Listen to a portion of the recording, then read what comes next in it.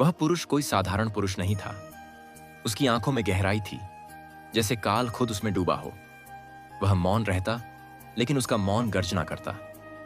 उसका चलना जैसे पर्वतों की चाल हो, स्थिर और अडिग। लोग उसे समझ नहीं पाते थे। कुछ डरते थे, कुछ पूछते थे, और कुछ केवल उसे देखकर ही शांत हो जाते थे। उसके वस्त्र भले ही साधारण थे, किंतु उसका तेज असाधारण था। वह न किसी राजगद्दी का इच्छुक था, न किसी वैभव का भूखा। उसने सांसारिक बंधनों को वैसे ही त्याग दिया था जैसे सर्प अपनी पुरानी केंचुली को त्याग देता है, सहजता से, स्वाभाविक रूप से। वह जब कहीं बैठता तो उसका आसन ही तीर्थ बन जाता। उसकी उपस्थिति में वायु तक शांत हो जाती, पक्षी थमकर देखने लगते, और मनुष्य अपने सारे द्वंद्वों को भूलकर केवल सुनना चाहता, केवल देखना चाहता। वह कोई व्याख्यान नहीं देता था, केवल कुछ शब्द, और वे शब्द भी जैसे सीधे आत्मा को छूते थे। एक दिन किसी ने उससे पूछा, आप कौन हैं? उसने आंखें बंद कर लीं, कुछ पल चुप रहा, फिर कहा, मैं वही हूं जो तुम्हारे भीतर मौन है। मैं वही हूं जो तुम्हारे भय से परे है। मैं वही हूं जो तुम्हारे विकारों को जलाता है। मैं वही हूं जो नाश में अमरता खोजता है। मैं वही हूं जो स्वयं को कुछ नहीं मानता। लोग उसे शिव कहते थे, किंतु शिव कोई नाम नहीं था। वह तो एक अवस्था थी, पूर्णता की, निर्विकल्पता की, समरसता की। और वह पुरुष उस अवस्था का साक्षात स्वरूप था। वह न केवल योगी था, वह युगों का सूत्र था। उसके भीतर संसार का विनाश भी था और उसकी पुनर्रचना भी। वह क्रोध में महाकाल बन जाता और करुणा में नीलकंठ। उसने जहर पिया, लेकिन उसे अपने भीतर जगह दी, बिना दूसरों को दोष दिए। वह सिखाता नहीं था, लेकिन उसके जीवन से बड़ा कोई उपदेशक नहीं था। वह कहता, जो खुद को जान लेता है वह मुझे जान लेता है। मैं न काशी में हूं न कैलाश में। मैं उस हृदय में हूं जो पवित्र है, शुद्ध है, निष्प्रह है। उसका त्रिनेत्र केवल प्रतीक नहीं था, वह दृष्टि थी, भीतर की, परे की, सत्य की। वह समय के परे देख सकता था, क्योंकि वह स्वयं समय नहीं था। वह कालातीत था। लोग उसे भांग धतूरा चढ़ाते, पर वह कभी उनसे कुछ नहीं मांगता। उसके लिए श्रद्धा ही सबसे बड़ा प्रसाद थी। वह कहता, यदि तुम एक क्षण को भी पूर्णता से जी लो, वह क्षण तुम्हें मुझ तक पहुंचा देगा। उसके नृत्य में सृष्टि कांप उठती और उसकी तान में जीवन थम जाता। वह संहारक था, पर केवल उस अज्ञान का, उस मोह का जो मनुष्य को उसके सत्य से दूर करता है। उस पुरुष को देख लोग कहते, यह कोई अर्षि नहीं, कोई देवता नहीं, यह तो स्वयं शिव है।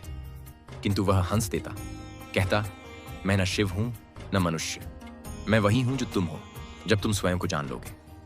और तब लोग समझते, वह न बाहर है, न ऊपर, न कहीं दूर। वह तो भीतर है, उसी रूप में, उसी मौन में, उसी अग्नि में, जो हर जागते हृदय में जल रही है। वह पुरुष शिव था, क्योंकि वह स्वयं से परे था। वह पुरुष शिव था, क्योंकि वह प्रेम में संपूर्ण था। वह पुरुष शिव था, क्योंकि उसने स्वयं को मिटा दिया था, और जो स्वयं को मिटा दे वही शिव हो जाता है। अंततः शिव का संदेश यही है, तुम वही हो जो मैं हूं। मेरा स्वरूप तुम्हारे भीतर है। मुझे बाहर मत खोजो, अपने भीतर झांको। वही मैं हूं, वही मेरी सत्ता है। जब हम इस सत्य को जान लेते हैं, तब जीवन का सच्चा अर्थ हमें प्राप्त होता है। भगवान शिव के अनेक गुण हैं, जो उनके भक्तों के लिए मार्गदर्शक और प्रेरणा स्रोत हैं। ये गुण न केवल आध्यात्मिक रूप से महत्वपूर्ण हैं, बल्कि व्यक्ति के जीवन में अनुकरणीय आदर्श भी प्रस्तुत करते हैं। शिव जी के ये गुण उनके व्यक्तित्व की गहराई और विराटता को दर्शाते हैं, जिन्हें समझकर और अपनाकर भक्त अपने जीवन को सार्थक बना सकते हैं। सबसे पहला गुण है महाशक्ति और परम शक्ति। भगवान शिव सर्वशक्तिमान हैं। वे ब्रह्मांड की सारी शक्तियों के अधिपति हैं। उनका रूप शांत और सौम्य होते हुए भी अत्यंत महाशक्तिशाली है। वे सृष्टि के संहारकर्ता हैं, परंतु उनकी शक्ति का उपयोग केवल न्याय और धर्म की रक्षा के लिए होता है। इस गुण से हमें यह सीख मिलती है कि शक्ति का प्रयोग सदैव सकारात्मक और धर्म के अनुसार होना चाहिए। दूसरा महत्वपूर्ण गुण है महाकालता। वे काल के स्वामी हैं। शिवजी समय के परे हैं और समस्त कालचक्र को नियंत्रित करते हैं। उनके सामने मृत्यु भी शीश नवाती है।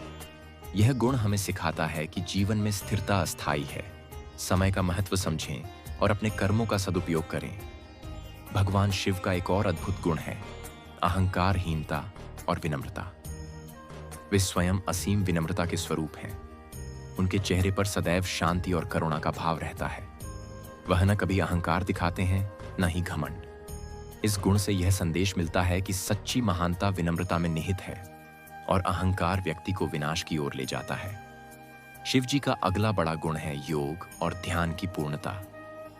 वे योगियों के योगेश्वर हैं, जिन्होंने योग और ध्यान का आदर्श रूप प्रस्तुत किया। वे स्वयं सदैव ध्यान में लीन रहते हैं, जो उनके आत्म संयम और आंतरिक शांति का परिचायक है। यह गुण हमें ध्यान की महत्ता और आंतरिक शांति की ओर प्रेरित करता है। उनका सहिष्णुता और करुणा का गुण भी अत्यंत महत्वपूर्ण है। भगवान शिव सभी जीवों के प्रति दयालु और क्षमाशील हैं, चाहे कोई भी पापी हो।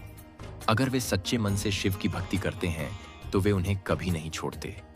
यह गुण हमें सिखाता है कि प्रेम और करुणा से बड़ा कोई धर्म नहीं। भगवान शिव का एक और विशिष्ट गुण है तपस्या और संयम। वे सदैव कठिन तपस्या में लीन रहते हैं, जो उनके अटल संकल्प और आत्मनियंत्रण का प्रतीक है। उनकी तपस्या के कारण ही वे संसार के रक्षक बने। इस गुण से हमें यह सीख मिलती है कि सफलता के लिए धैर्य, तपस्या और आत्मसंयम आवश्यक है। शिव जी का निर्गुण और निस्वार्थ प्रेम भी एक महान गुण है। वे योगियों के आराध्य हैं, गृहस्थों के मार्गदर्शक हैं और तांत्रिकों के लिए चेतना के उच्चतम स्तर का प्रतिनिधित्व करते हैं। शिव का संदेश केवल भक्ति और आराधना तक सीमित नहीं है, बल्कि वह जीवन को समझने, उसे गहराई से जीने और उसके परम लक्ष्य तक पहुंचने का मार्ग भी दिखाता है। भगवान शिव का संपूर्ण जीवन एक शिक्षा है, त्याग, समर्पण, संयम और विवेक की शिक्षा। उनके शरीर पर भस्म का लेप, गले में विषधर सर्प, सिर पर गंगा, त्रिनेत्र, डमरू और त्रिशूल, ये सब प्रतीकात्मक हैं और जीवन के अनेक रहस्यों को उजागर करते हैं। जब हम इन प्रतीकों के पीछे छुपे गूढ़ अर्थ को समझते हैं तो हमें शिव का वास्तविक संदेश प्राप्त होता है। भगवान शिव का पहला संदेश है वैराग्य और आत्मसंयम। वे कैलाश पर्वत पर तपस्यारत रहते हैं, साधारण वेशभूषा में, भौतिक वस्तुओं से दूर। यह प्रतीक है उस आत्मिक शांति का जिसे पाने के लिए व्यक्ति को इच्छाओं से मुक्त होना पड़ता है। शिव हमें सिखाते हैं कि जब तक मन इच्छाओं से भरा रहेगा तब तक जीवन में शांति नहीं आ सकती। आत्मसंयम ही आत्मज्ञान की पहली सीढ़ी है। शिव का दूसरा संदेश है स्वीकृति और समावेशिता। वे भूत, प्रेत, राक्षस, दैत्य, देव और मानव सभी को अपने गणों में स्थान देते हैं। यह दर्शाता है कि भगवान शिव किसी भेदभाव में विश्वास नहीं करते। उनका दरबार सभी के लिए खुला है। वे हमें सिखाते हैं कि समाज में सबको साथ लेकर चलना चाहिए। ऊंच नीच, जाति पाति, धर्म, लिंग, ये सब मनुष्य द्वारा बनाए गए बंधन हैं। शिव इन बंधनों को तोड़ते हैं और समता का संदेश देते हैं। भगवान शिव का तीसरा संदेश है ध्यान और आत्म साक्षात्कार। वे योगियों के आराध्य हैं और उन्हें आदि योगी कहा जाता है। शिव का योगमग्न रूप हमें यह शिक्षा देता है कि ध्यान से बड़ा कोई साधन नहीं है। संसार की समस्त समस्याओं का समाधान आत्मचिंतन और आत्मबोध से ही संभव है। ध्यान व्यक्ति को उसके भीतर की यात्रा पर ले जाता है, जहां से वह अपने सच्चे स्वरूप को जान पाता है। शिव की यही चेतना उन्हें ब्रह्मा और विष्णु से अलग करती है। शिव के त्रिनेत्र का अर्थ केवल विनाश नहीं, बल्कि विवेक है। उनका तीसरा नेत्र तब खुलता है जब अधर्म अपने चरम पर पहुंचता है। यह दर्शाता है कि विनाश भी आवश्यक होता है, जब निर्माण के मार्ग में अवरोध उत्पन्न हो। कभी कभी पुराने ढांचे को तोड़ना ही पड़ता है ताकि नया और बेहतर जन्म ले सके। यही कारण है कि शिव विनाश के देव होते हुए भी कल्याणकारी हैं। उनका एक नाम शंकर भी है, अर्थात जो कल्याण करे। उनकी जटाओं से बहती गंगा ज्ञान की प्रतीक है। यह ज्ञान तभी धारा प्रवाह हो सकता है जब व्यक्ति अहंकार से मुक्त हो और अपने भीतर उस पवित्रता को धारण करने की क्षमता रखे। भगवान शिव का गंगा को जटाओं में रोकना यह दर्शाता है कि उच्चतम ज्ञान भी अनुशासन और समर्पण के बिना हानिकारक हो सकता है। ज्ञान जब संयमित होता है तभी वह लोकहितकारी बनता है। शिव के कंठ में विराजमान हलाहल विष भी एक महान संदेश देता है। जब समुद्र मंथन हुआ तो सबसे पहले विष निकला। सभी देवता और असुर उससे भयभीत हो गए। तब भगवान शिव ने उसे अपने कंठ में धारण कर लिया और नीला कंठ बन गए। यह दर्शाता है कि समाज के कल्याण के लिए हमें विषमताओं को सहना पड़ता है। नेता वही होता है जो दूसरों के दुख और संकट को अपने ऊपर ले सके। यह त्याग की पराकाष्ठा है और यही शिव की करुणा को दर्शाता है।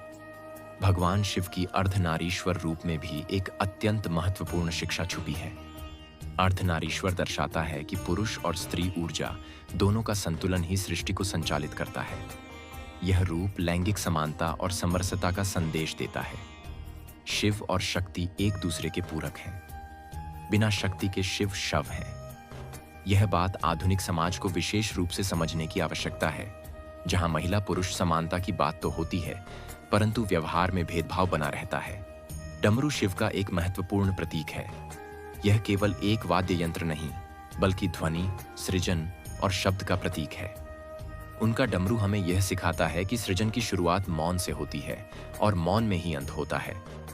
त्रिशूल का अर्थ केवल अस्त्र नहीं है, वह 3 शक्तियों का प्रतीक है: इच्छा शक्ति, ज्ञान शक्ति और क्रिया शक्ति। इन तीनों शक्तियों का संतुलन ही जीवन को सफल बनाता है। जब व्यक्ति केवल इच्छा में जीता है, तब वह भटकता है। जब ज्ञान के बिना क्रिया होती है, तब विनाश होता है।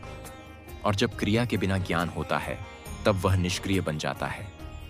त्रिशूल हमें बताता है कि जीवन में शक्ति, बुद्धि और भावना का समन्वय आवश्यक है। नंदी शिव का वाहन, भक्ति और धैर्य का प्रतीक है। वह सदैव भगवान शिव की ओर निहारते रहते हैं, बिना किसी अपेक्षा के। नंदी सिखाते हैं कि सच्ची भक्ति में धैर्य और एक निष्ठता आवश्यक है। जब हम अपने आराध्य के प्रति पूरी श्रद्धा से समर्पित होते हैं, तब वह कृपा बरसाते हैं। नंदी की तरह हमें भी जीवन में अडिग, शांत और समर्पित रहना चाहिए। शिव की बारात, जो भूत प्रेत, राक्षसों और साधुओं से भरी होती है, यह सिखाती है कि जीवन केवल सुंदरता या सभ्यता का नाम नहीं है। जीवन विविधताओं का संगम है। जहाँ अच्छे हैं, वहाँ बुरे भी हैं। जहाँ सुंदरता है, वहाँ कुरूपता भी है। शिव इन सभी को स्वीकार करते हैं और सभी को अपने साथ लेकर चलते हैं। यही सच्चा जीवन दर्शन है, सभी को अपनाने का, सभी को प्रेम देने का। जीवन में रहकर जिम्मेदारियों का निर्वहन करते हुए भी हम आध्यात्मिक जीवन जी सकते हैं। आज के युग में जब व्यक्ति तनाव, अशांति और भ्रम से ग्रस्त है, तब शिव का संदेश अत्यंत प्रासंगिक हो जाता है। वे हमें सिखाते हैं कि अंतर्मुखी बनो, अपने भीतर झांको और स्वयं को जानो। बाहर की दौड़ भाग में नहीं, बल्कि भीतर की यात्रा में ही शांति और मुक्ति का मार्ग है। शिव हमें यह भी सिखाते हैं कि क्रोध को सही दिशा देना आवश्यक है,